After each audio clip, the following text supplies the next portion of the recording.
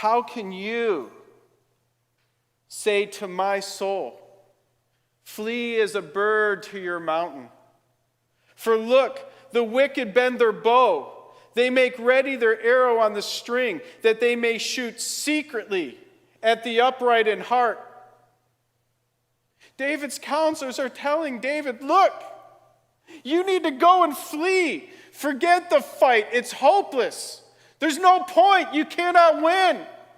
Look at the enemy, how he is aiming at the upright in heart. And then they bring the climax of their argument.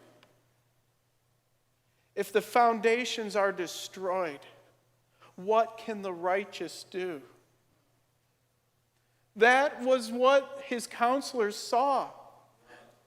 They had gotten on board with King David. They had dared to believe that this is the anointed of the Lord. They had dared to believe that God was going to bring victory for his kingdom.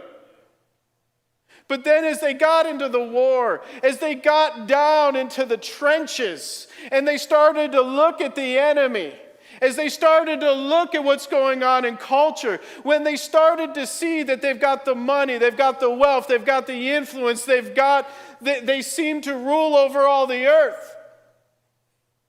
They said to David, if the foundations be destroyed, the implication there is the foundations are destroyed. What can the righteous do?